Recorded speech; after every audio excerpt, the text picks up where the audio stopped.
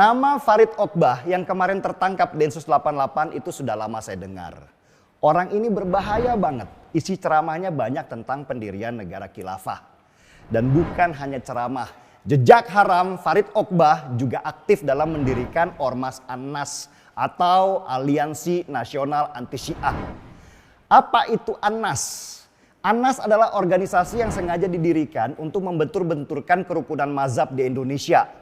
Di Timur Tengah, pertentangan antar Sunni Syiah sengaja dibangun oleh kelompok-kelompok garis keras untuk membuat kerusuhan. Dan bukan hanya adu argumen di antara mereka. Bahkan bom bunuh diri yang menyasar Masjid Sunni dan Masjid Syiah dibuat untuk membenturkan dua mazhab Islam besar di dunia itu. Dan kerusuhan di Suriah sendiri tercipta karena ada cerita bohong yang menuding bahwa Bashar al-Assad, presiden Suriah, adalah seorang Syiah sehingga darahnya halal untuk ditumpahkan. Organisasi anti Syiah An-Nas ini didirikan tahun 2014 sebagai bagian untuk membuat kerusuhan di Indonesia dengan membawa api perang di Suriah lewat perang mazhab. Di An-Nas ini Farid Oqbah punya kedudukan sangat penting, yaitu sebagai Dewan Syuro An-Nas Pusat. Dan di dalam struktur An-Nas sendiri ada nama-nama yang akrab kita dengar seperti Munarman, Al-Khotot, dan Abu Jibril. Munarman kita tahu sudah ditangkap karena diduga terlibat terorisme. Al-Khotot sendiri pernah ditangkap karena diduga makar. Sedangkan Abu Jibril itu sudah meninggal. Dia pernah dicap sebagai bapak teroris dan pernah juga ditangkap oleh Densus 88. Jadi saya lumayan kaget karena data di Densus 88 lebih lengkap. Farid Oqbah tercatat sebagai anggota Jamaah Islamiyah, organisasi teroris global. Dia juga pernah mendapat pelatihan di Afghanistan sebagai bagian dari syarat untuk diterima di kelompok itu. Saya ketawa ketika membaca bantahan dari Wakil Ketua MUI Anwar Abbas bahwa Farid Oqbah bukan ulama anti kekerasan. Pandangan Anwar Abbas ini jelas karena dia nggak punya data tentang siapa Farid Oqbah. Atau memang dia sengaja melindungi orangnya. Jejak haram Farid Oqbah di mana-mana. Bahkan bisa di-searching di Google siapa dia dan bagaimana sepak terjangnya. Mungkin maksud Anwar Abbas, Farid Oqbah itu bukan ulama yang akrab dengan kekerasan. Seperti Bahar bin Smith yang tukang mukulin anak kecil. Memang bukan begitu tugas Farid Oqbah. Tugas Farid Oqbah adalah sebagai pemikir strategis menentukan arah pergerakan. Justru dia lebih berbahaya dari seorang Bahar Smith yang modelnya preman. Di struktur Jamaah Islamiyah, orang seperti Bahar Smith itu adalah kroco, tukang sapu bersih-bersih lantai. Sedangkan Farid Oqbah ini elitnya, ada di antara pucuk elit pimpinan.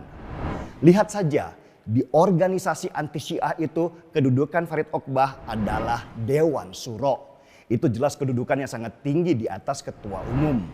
Di Jamaah Islamiyah dia juga ada di level Dewan Syuro.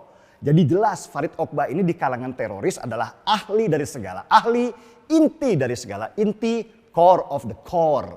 Dia yang memetakan arah pergerakan, membangun gerakan strategis, melobi politikus sampai mengumpulkan dana untuk gerakan teroris itu. Farid Oqbah juga anggota Dewan Syariah dari Lembaga Amil Zakat yang tugasnya mengumpulkan uang lewat kotak amal, donasi dari luar negeri sampai dari para politikus hitam. Dengan semua jejak haram itu, penangkapan Densus 88 terhadap Farid Oqbah bisa dibilang sebagai sebuah prestasi. Dan ini pukulan berat untuk kelompok teroris karena mereka kehilangan pemikir strategis. Lihat aja, banyak banget yang bela Farid Oqbah seperti si Felix Yao. Itu berarti Farid Oqbah termasuk orang yang sukses membangun jaringan di antara kelompok radikal itu. Rupanya informasi kalau Farid Oqbah akan ditangkap sudah menyebar duluan di bawah tanah. Itulah kenapa ada tagar bubarkan Densus 88 begitu masif dibangun oleh buzzer-buzzer mereka. Bahkan ketika Farid Oqbah ditangkap, ancaman-ancaman kepada negara dilontarkan. Ada yang bilang penangkapan Farid Oqbah mencederai umat Islam. Umat Islam yang mana? Gua bukan termasuk umat Islam kalian. Gua mendukung Densus 88. Ada juga yang bilang kalau ini bagian dari kriminalisasi ulama. Ini yang harus diluruskan. Yang ditangkap adalah kriminal, bukan ulama. Jangan pernah ulamakan para kriminal. Framing-framing yang menyerang Densus 88 memang sudah disiapkan mereka ketika Farid Oqbah akhirnya ditangkap. Dan saya harus tepuk tangan untuk keberanian Densus 88 menangkap Farid Oqbah. Karena memang tidak mudah menangkapnya.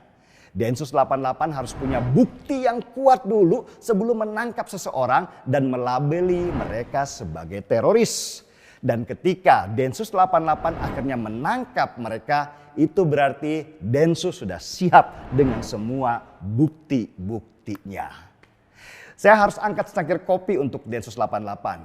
Bravo Densus, tetaplah menjaga negeri ini supaya kita semua tenang. Ada sih beberapa info lagi tentang siapa saja yang terlibat di jaringan teroris internasional. Tapi nanti dulu, gak asik kalau diomongin sekarang. Oh ya, pasti ada yang nanya, kenapa saya tidak menyebut Farid Oqbah sebagai ustadz? Maaf, bukannya saya kurang ajar, tapi dalam kamus saya tidak ada ustadz yang mengajarkan kebencian. Ustadz seharusnya mengajarkan kesejukan dengan akhlak yang bisa dijadikan tauladan. Setuju? Seruput dulu kopinya kawan.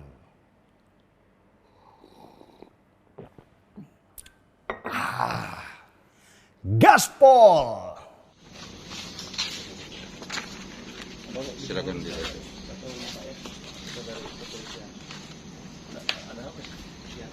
Ada apa emang Pak?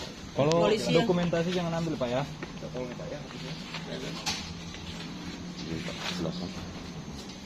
Sekarang Ustadznya mana?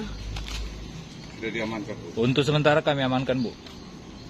Emang apa? Kenapa salahnya? Orang dia Nanti pulang. kalau untuk mengenai itu nanti lebih lanjut kita jelaskan. Biarkan dulu ini Diamankan di mana? di kantor polisi Orang nanti dia kita baru jelaskan. sholat Iya, subuh. kantor polisi mana? Nanti dijelaskan.